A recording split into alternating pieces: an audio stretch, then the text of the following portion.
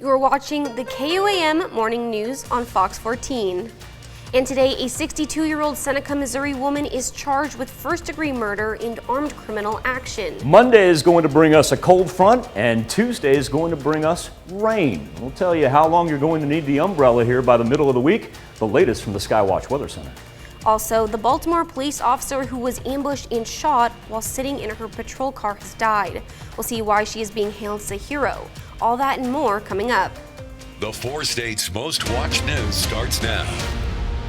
Thank you for joining us for the KOAM Morning News on Fox 14. I'm Bronte Sorotsky. A 62-year-old Seneca, Missouri woman accused of shooting and killing a man is behind bars. Police say Suzette Anderson killed David Wesley Stotts and tried to stage the crime to look like self-defense. A probable cause statement says a witness told police that Anderson said the victim Stotts tried to attack her. The witness says Anderson then told him to stage the incident by putting a rock, a stick, and then a metal rod in the victim's hand. Anderson is charged with first-degree murder and armed criminal action. An accidental shooting on Christmas Day has left a 3-year-old North Carolina child hospitalized. Henderson County deputies say the toddler gained access to a gun and accidentally pulled the trigger. The child was airlifted to Mission Hospital and is still undergoing treatment. Detectives from the Henderson County Sheriff's Office Major Crimes Unit are conducting an investigation. U.S. Airlines canceled more than 1,200 flights on Sunday, marking the 3rd day in a row of holiday travel chaos. The major airlines blame the cancellations on staff and crew being out sick because of the continued surge of the Omicron COVID variant.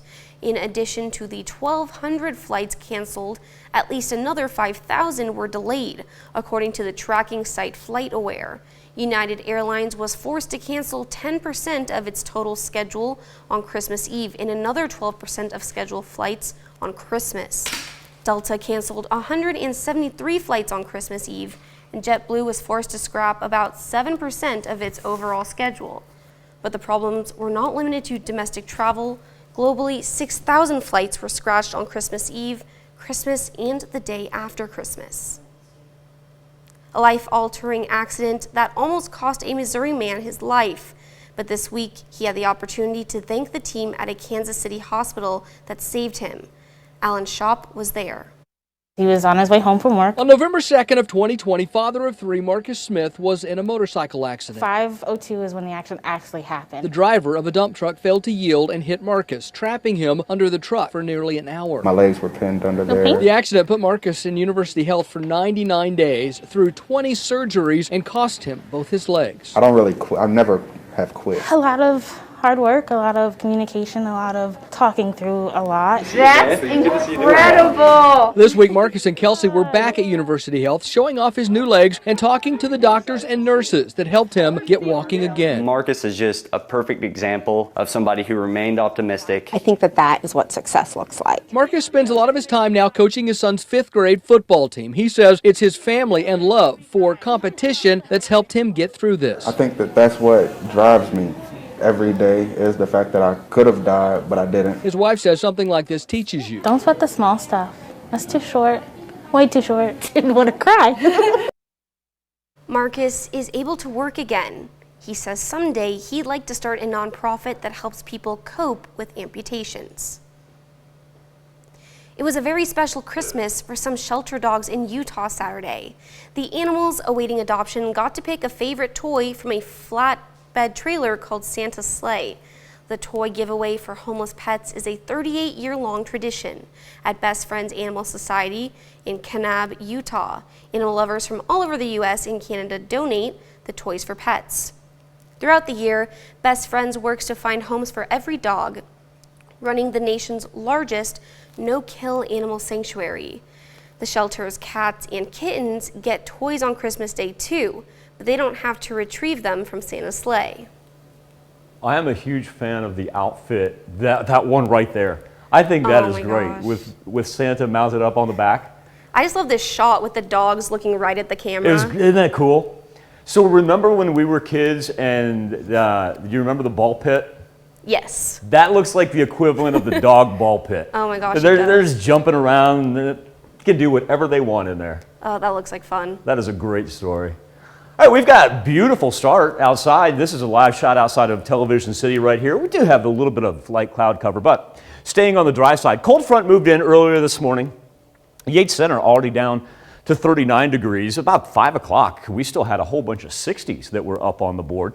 But now we've seen the front just about make its way to I-44. Substantial drop, 9-degree difference in Joplin from where we were very, very early, and Pittsburgh's down to 48. So eventually everybody down in southwest Missouri, it's not going to be a precipitous drop, but certainly it's going to end up in the low 50s, if not high 40s. We're starting to stabilize now out to the northwest because the wind has completed its shift, only 5 to 10 miles per hour. Not too blustery outside.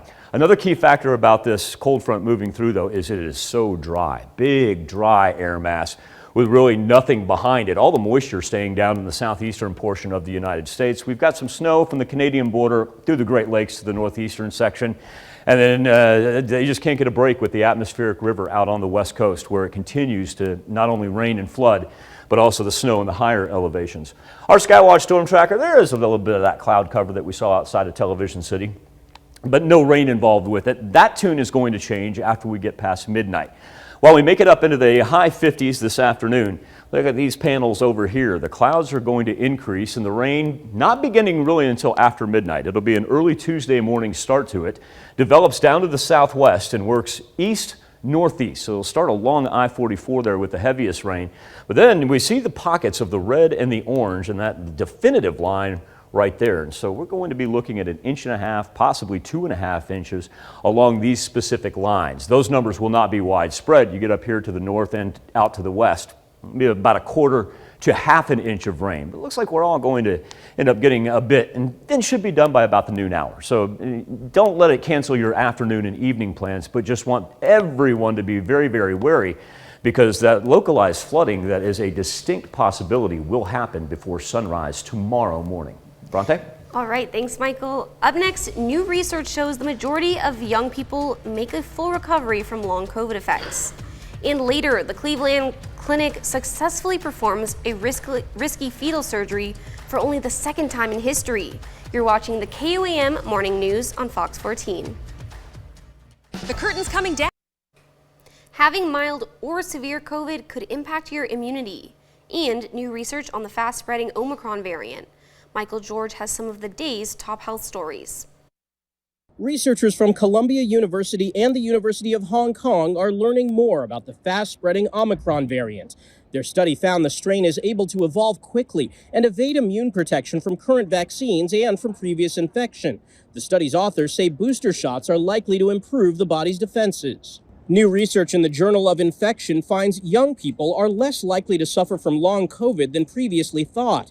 In an examination of previous studies, scientists found the majority of those ages 19 and younger were eventually able to make a complete recovery, avoiding persistent symptoms like headaches, fatigue, and loss of smell. And a new study out of Texas suggests having a severe case of COVID-19 may put you at greater risk of reinfection compared to those who recovered from a mild case. Patients who required oxygen or ventilation had a more dysfunctional response from their infection-fighting B cells 5 months after becoming symptomatic. Those are some of the day's top health stories. Michael George, CBS News, New York. A coronavirus outbreak aboard a Navy combat ship has forced it to remain in port in Cuba over this Christmas. The unspecified number of the USS Milwaukee's crew is in isolation aboard the ship at Naval Station Guantanamo Bay. Navy officials have not determined whether the highly transmissible Omicron variant is to blame. A Navy spokesperson said all 105 crew members were fully immunized, but won't say how many are currently infected. Booster shots are recommended, but not yet mandatory in the U.S. military. The Navy's first major coronavirus outbreak took place on board the aircraft carrier Theodore Roosevelt in March of 2020. More than 1,000 crew members tested positive, sidelining the ship for several weeks in Guam. The Omicron variant of COVID-19 has many Americans wanting to be tested during the end of the year holiday season, but many were closed for Christmas Eve, leaving some searching for open locations. And even when things were tight. United Memorial Medical Center in Houston was among those testing on Friday, and the lines were long. The average wait times reached at least 2 hours, and before noon, the UMMC had to turn people away. Close to 70,000 Americans spent Christmas Eve in the hospital with COVID-19, according to the Department of Health and Human Services. The best Christmas present a space enthusiast could ever ask for? NASA's James Webb telescope blasted off into space Saturday morning. From the launch site in South America, the telescope, which has gone through more than 3 decades of development, is the biggest and most powerful tool for exploring space that's ever been built. The James Webb telescope is seen as the successor to the Hubble Space Telescope, which has been in service since April of 1990. Today's launch has been a long time coming, since the telescope's initial launch date was set for 2007.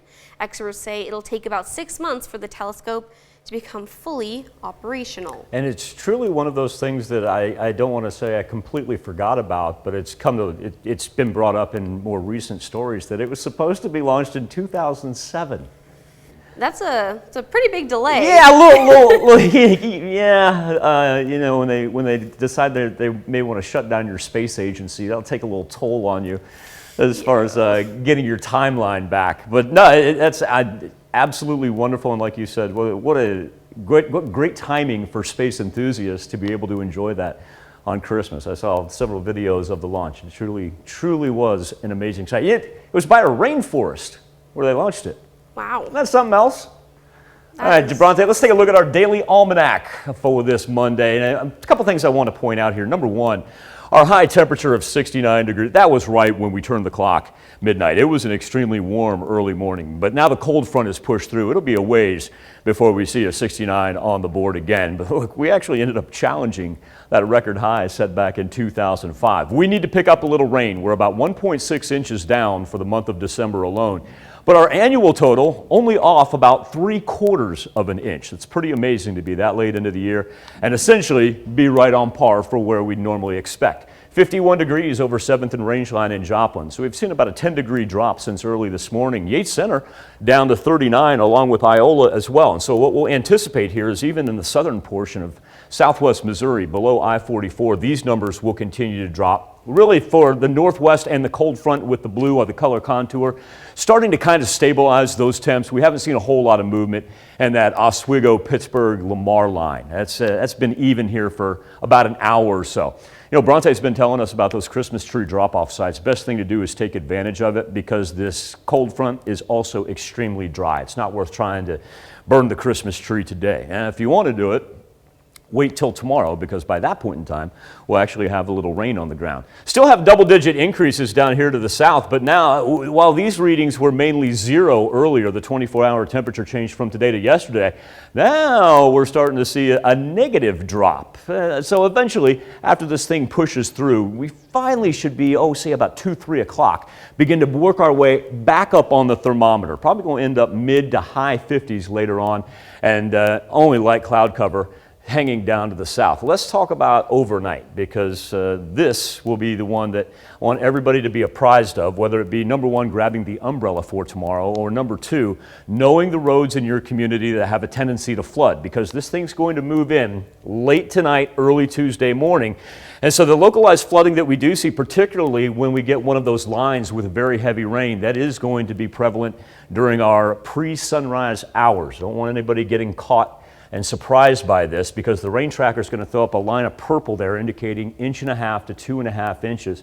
And then as you work up to the north and out to the west, that's where you kind of get that about 1/4 to 1/2 inch of rain. So we're going to concentrate mainly on this area as far as our watches and warnings go. We don't have anything in effect as of right now, but you're going to want to make sure that you hang with us tomorrow morning as we work through this. Temperature's not too bad. Look at this big one.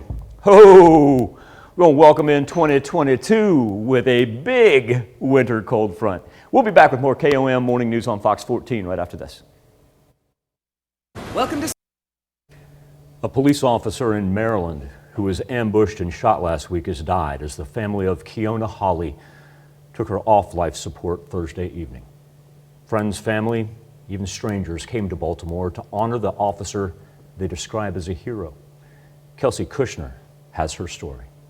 It's the confirmation no one was prepared for. I'm hurt. I'm really hurt because that's an officer, someone who protect and serve for our city. Just 1 week after she was ambushed and shot while on duty, Officer Kiana Hawley has died. She's somebody's daughter. She's somebody's mother. You know, she got a couple kids. The Baltimore Police Department said in a statement Thursday evening that Hawley's condition was deteriorating over the last couple of days, and her family made the difficult decision to remove her from life support. She died just a few hours later. It's a sad situation. It's really sad. Hawley was working overnight last Wednesday in Curtis Bay, a shift she volunteered to work when she was shot multiple times in her patrol car. The neighborhood knew her well. She was here 6:30 last night. And she asking me, she said, how you doing, Pop? I said, I'm all right. Condolences poured in following the news. Governor Larry Hogan said, our hearts are broken over the loss of one of our true heroes, while Mayor Brandon Scott thanked Hawley for her service. Earlier this week, friends, colleagues, and even strangers held prayer vigils praying for a miracle, but that miracle never came. She was way more than a police officer. She was a friend. She was family. Hawley was known as the mom of four from the West Side. Her friends say she left a lasting impression on the community she served and the people she worked with. Everybody should be hurt.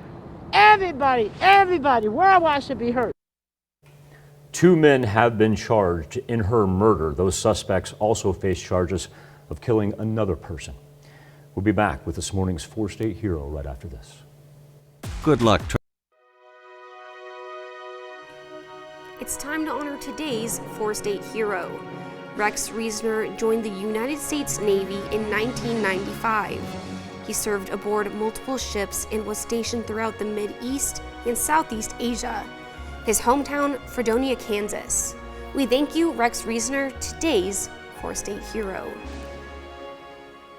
Ohio doctors were able to successfully remove a tumor off of an unborn baby's heart. And it is only the second time in medical history the fetal surgery has been done. Nadine Abusada reports.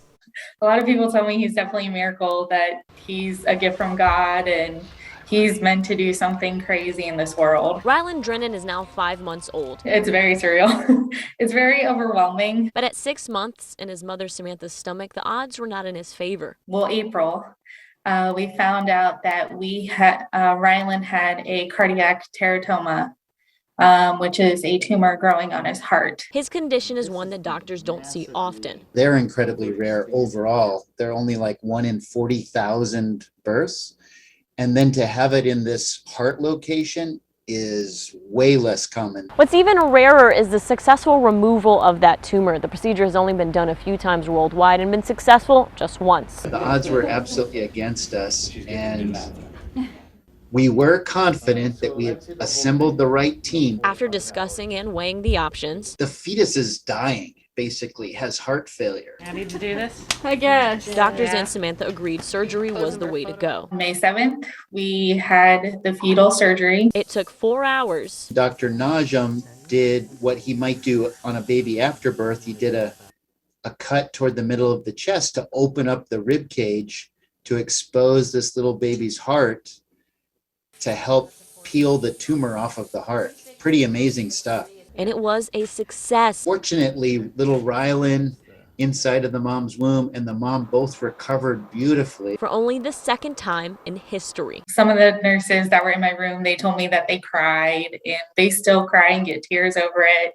just because, it was the craziest thing they've ever experienced, too. After the removal, Rylan was put in his mother's stomach to bake for 10 weeks. Then he decided to come out early. At 36 weeks and 3 days, he made his entrance into the world. To a world that he's already impacted. Pretty warm down here. It's heartwarming. It's unbelievable. And soon she'll tell him his heroic story. One day he's going to ask, what is this crazy scar on my chest? And I'm going to tell him that you went through something crazy that no baby can really say they went through. Ryland is healthy, but Samantha said they still go back for blood work and to make sure his heart is working correctly. Another half hour of news and weather just ahead. Coming up on the KOAM Morning News on Fox 14. Which artist had the most streamed songs of 2021?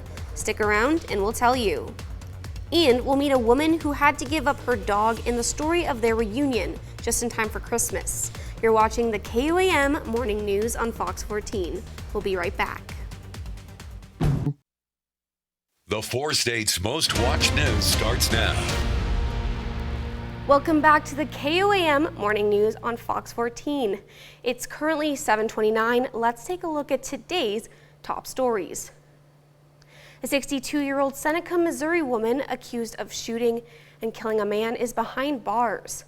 Police say Suzette Anderson killed David Wesley Stotts and tried to stage the crime to look like self-defense. A probable cause statement says a witness told police that Anderson said the victim Stotts tried to attack her. The witness says Anderson then told him to stage the incident by putting a rock, a stick, and then a metal rod in the victim's hand. Anderson is charged with first-degree murder and armed criminal action. The all-clear has been given after what was later determined to be a fake bomb threat at a California hospital. Patients and other personnel had to be evacuated to the parking lot. Investigators say they didn't find anything suspicious. Local police are looking into the possibility this was a swatting call, which is a fake 911 call meant to send massive amounts of resources to a location. An argument outside an apartment complex turned deadly.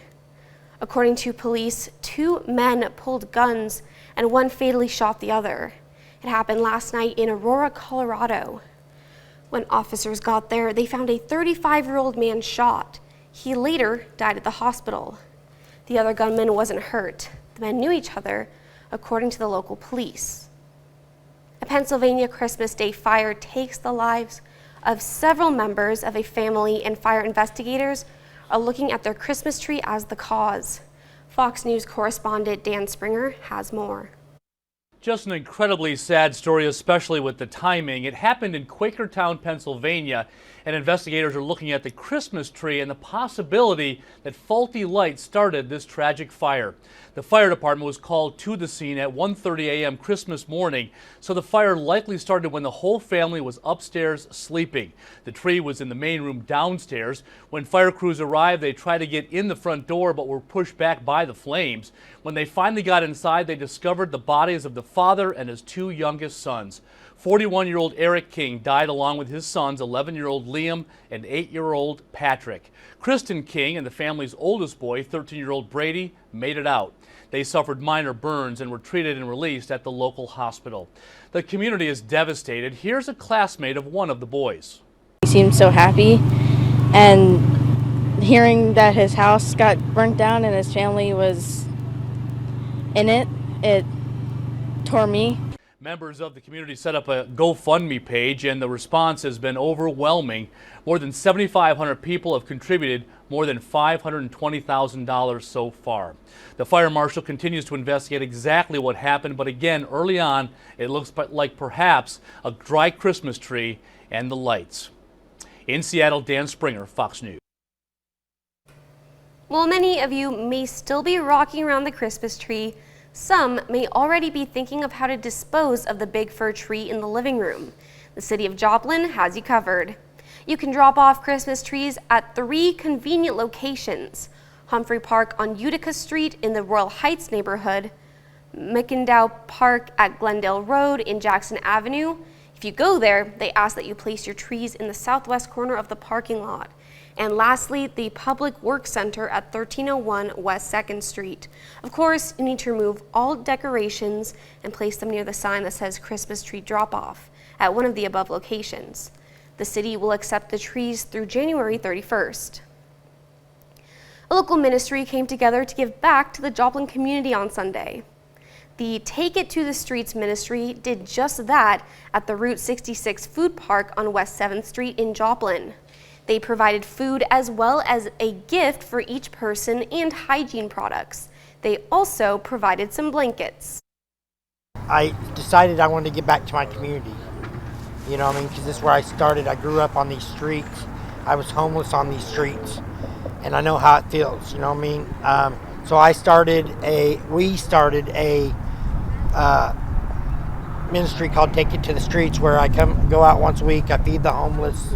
I sit there, and if they call me or they need something, they need food or they need clothes, showers, anything. Officials are always looking for donations and volunteers. If you're interested, you can reach out to them on Facebook. Sunday marked the first night of the week-long celebration of Kwanzaa. Kwanzaa became popular in the 1980s in tandem with the Black Power movement. Following Christmas, the non-religious observation of African Americans' ancestral roots celebrates 7 core principles. In a way similar to the menorah in Hanukkah, a candle is lit each night on a 7-branched candelabra called the kinara. The first candle lit on Sunday is for the principle of unity in the family, community, nation, and race. Other core principles include creativity, responsibility, self-determination, and faith. The celebration of Kwanzaa ends on the first day of the new year, 2020. And for those of you partaking in any Kwanzaa celebrations, the weather is going to be absolutely gorgeous. And from Bronte and I and everybody here, a very Merry Kwanzaa to those of you up until January 1. And I tell you what, the only thing that's going to hamper us a little bit is some rain. And at the same point in time, we need the precipitation because we're abnormally dry right now. Joplin has slipped down to 51 degrees, about a 10-degree drop from where we were earlier this morning. But we're starting to see everybody up to the northwest where the cold front first penetrated rebound back up into the mid-40s. So we've still got a couple degrees that are going to drop here down south of I-44. Miami sits at 51. Iola only, though, 39. Carthage and Joplin have been holding kind of steady there in the low 50s. The wind, well, at least it's not coming in 15 to 20 miles per hour because with those arrows dropping in from the northwest, could be much, much chillier than just 30s to 50s. We'll take that for this time of year. Another key factor about this front, notice, no precipitation up here as it works from northwest down to southeast. That means our humidity is going to drop, and it's going to drop down to about 35% this afternoon. Elevated fire weather is what we'll qualify it as. We do not have any red flag warnings, wind advisory, or anything of that nature that's officially being put out there, but I know a lot of you are talking about Christmas tree disposal about this time of year. Our weather trend with a little bit of a rebound here. Afternoon sunshine, certainly not too bad. We'll go mid to high 50s, and then we transition over on this side where we see the rain begin to kick in. Now, not going to have to worry about it this afternoon, and not going to have to worry about it tomorrow afternoon. This thing's going to begin to originate right after we turn the clock into Tuesday. So after midnight, we see the line develop, and it's going to ride 44 to begin with, but then become more widespread throughout Tuesday morning. And it'll be on us for the morning commute as well, as we see some bands of very, very heavy rain that roll through, especially for the south and eastern edge of southwest Missouri. Should be done with this by about the noon hour. Temperatures after that, still not too bad for tomorrow afternoon. We are going to keep our eyes on localized flooding, anywhere from 1.5 to 2.5 inches when we get one of those good bands that rolls through. We'll be back with more KOAM Morning News on Fox 14 right after this. This morning on the KOAM News Now Facebook page in our morning Insta poll, the year in entertainment, something that we rely on for a temporary escape from our daily lives, but maybe even more so during the last few years under the pandemic.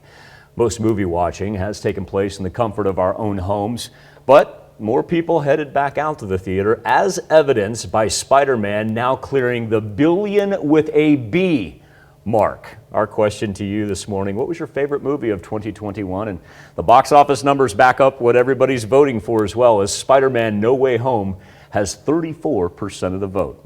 A couple ways to engage each morning, our Facebook page, straight to the poll, KOAMnewsnow.com/vote, and our QR code. Take a picture of that with your phone. We'll keep on throwing it up the duration of the week, so don't feel like you just missed out, but that will deliver you straight to the Insta poll each and every morning. All right, let's talk a little bit more about entertainment, but take it from the big screen to our ears. Which artist had the most streamed songs of 2021? Douglas Hyde has that and more. He's got our Hollywood Minute. I know we weren't perfect, but I've never felt this way. Olivia Rodrigo, BTS, and Cardi B had the most streamed songs of 2021. Rodrigo's Driver's License was Spotify's top tune of the year. BTS's Dynamite led Apple Music's list. and Cardi B's Up took the top spot on Pandora. You're too old to be a rookie, too green to be a pro. So why in the world would I give you this shot? American Underdog tells the real-life story of Pro Football Hall of Famer Kurt Warner, who went from stocking shelves at a grocery store to winning a Super Bowl. Star Zachary Levi says he thinks the film is reaching audiences at exactly the right time. You know, to come out on Christmas Day and tell an true inspirational story that's got faith and family and football and all those other things, it's super groovy.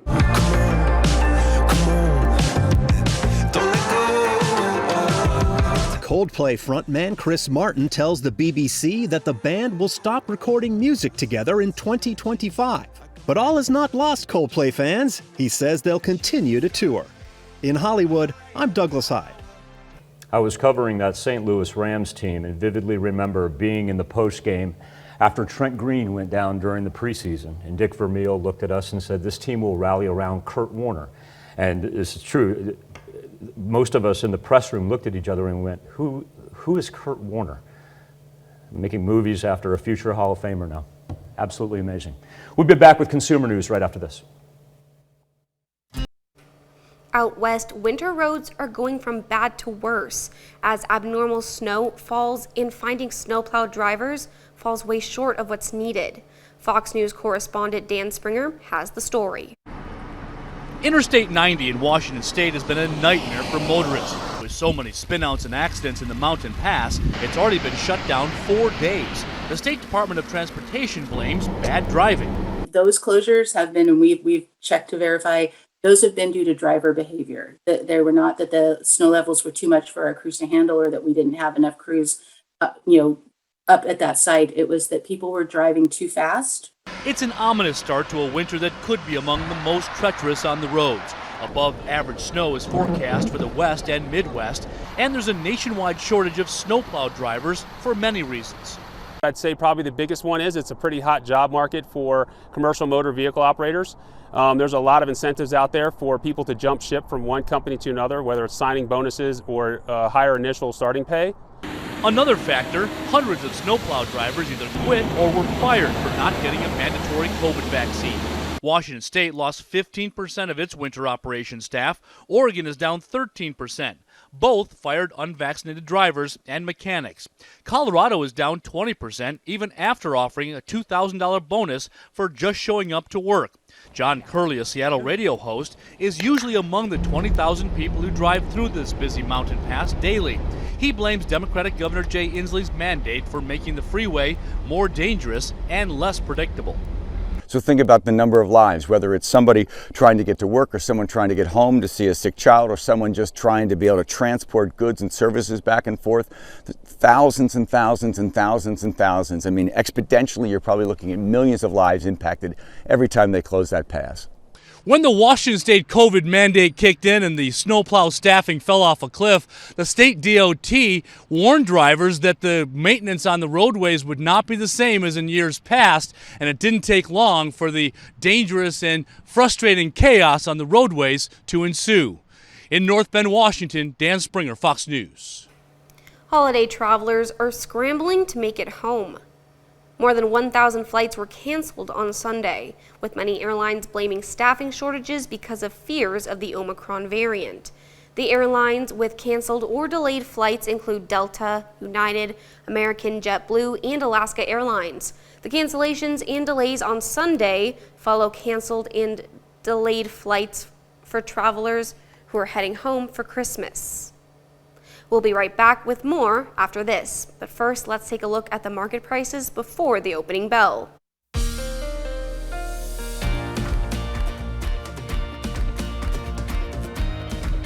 Don't miss out. 10 minutes until the top of the hour, coming off record-breaking highs over the weekend, and that's right as we flip the clock from Sunday into Monday. We were at 69 degrees, so we actually challenged today's record. Now, we're not going to get back to 69 with the cold front settling in, but if the 7-day highs stay as anticipated, to go along with pretty mild lows as well, this is going to end up being one of, if not the warmest December on record at Joplin Regional Airport, sitting at a very comfortable 51 degrees considering we're getting ready to wrap up December. Temperatures were down into the 30s as far as the far northwestern section when the cold front rolled in. Starting to see a little bit of a rebound now that we're getting some sunshine and things stabilizing as well throughout southwest Missouri, kind of settling into the low to mid 30s. It's a very dry air mass. Look at this. This is where it rolled in off of, and so it is going to be some elevated fire weather again today, which I know can be a little bit of a pain because of the Christmas tree and the disposal, but Bronte giving us the details about drop-off sites. Let's take advantage of those instead of trying to burn them today. A little bit of cloud cover down to the south, but no precipitation involved with it. And really, the cold front's just about going to stall right there in northwest Arkansas. And all things considered, I mean, when we talk about a cold front, it could be much, much worse here as we get ready to wrap up 2021. Temperatures, we'll go mid to high 50s later on this afternoon, but more importantly, let's talk about tomorrow because that's when we're going to need the umbrella. Overnight into early Tuesday, thunderstorm activity develops to the southwest.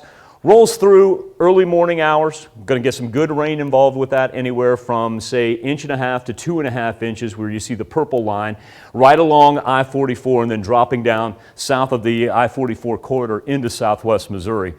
Still going to be up into the mid-70s or mid-60s on Tuesday. And then we ride it out with daily highs in the 50s and 60s and overnight lows only one time dropping below the freezing mark before we get to 2022. A woman who was forced to give up her dog now has her pup back. It's a reunion that happened last week in Arizona. Stephanie Bennett shows us how it was a long journey for both the owner and her pet. Oh my God, Freda! Hi, baby! It was a reunion like no other. A Christmas miracle. After more than 2 years of being apart, Simone Brown finally got to hug her 6-year-old Yorkie again. Thank you so much. I'm so grateful for you. You are like my Santa. Brown tells us she got Prada Chanel when the dog was just 5 weeks old. But after moving from New York to California to live with family, she was forced to give her up. A guy, a truck driver with kids, was like, he would take her and he would take care of her, and he promised me. The details are still a mystery. Did the dog escape, or was she left in the desert? And how long was she there? Luckily, a local dog rescue group found her. I seen 2 little tiny dogs out there digging in some trash, and yeah, she was a mess, matted, really long nails. Scanned her for a chip, and she had a chip, and it was chipped in New York to the lady, Simone. Now, because the dog's new owners did not re-register her microchip, the rescue went directly to Brown, and soon they figured out a way to bring her home. One of the volunteers' boyfriends drove Prada Chanel to Scottsdale, where Brown now lives. Always chip your dogs, be sure and register them and keep the phone numbers current, because that allows reunions like this to happen. I love her so much. I would not let her go anywhere else, and I promise that. Never again, baby. We'll do it together. That is the best kind of reunion right there. We'll be back with more KOAM Morning News on Fox 14 right after this. Welcome back to the KOAM Morning News on Fox 14. Here's what's happening today. U.S. airlines have canceled hundreds of flights originally scheduled for today. This follows days of flight cancellations, which left thousands of Americans stranded over the holiday weekend. Delta, United, JetBlue, and American Airlines cited staffing problems tied to COVID-19. A major winter storm continues to pound the mountains of Northern California and Nevada with snow, ice, and high winds. Whiteout conditions closed a 70-mile stretch of Interstate 80, and a 20-car pileup Sunday closed a section of Highway 395. Further south, heavy rain caused rock slides along Highway 1 in the Big Sur region of California. In international news, outrage is growing after these photos began spreading on social media. In Myanmar, it is allegedly the aftermath of a massacre of at least 35 people, including women and children, reportedly shot and then burned in their cars. The international aid organization Save the Children says 2 of its staffers are missing. Now let's check in with Michael for your final look at the weather. Get a little rebound this afternoon. Temperatures going to be in the mid to high 50s. Remember, the big change is when we turn the clock from Monday into Tuesday, as we'll have thunderstorms develop out to our southwest, roll through early morning hours. Going to see some localized flooding, especially to the east and to the south. Should be done with those by about the noon hour. Our temperatures still shaping up as we get ready to wrap up 2021 to put us on a record-breaking pace for the entire month of December. Today celebrates an often reviled and unappreciated traditional holiday food, fruitcake. December 27th is National Fruitcake Day. While the origin of the day itself is not known, fruitcakes themselves go all the way back to ancient Rome. In the original recipe, Romans used pomegranate seeds, pine nuts, and raisins. Over the years, fruitcake makers added honey, spices, and preserved fruits. Many traditional recipes include liquors or brandy, but most mass-produced fruitcakes are alcohol-free. Celebrate National Fruitcake Day by sharing a family recipe with a friend, or splurge by having a toasted slice for breakfast. Got it. I will heed your advice, ma'am. All right. I will do so. Thank you so much for letting us put the good in your morning. We'll be back with more news and weather when we see you at noon. Have a great morning and an even better day.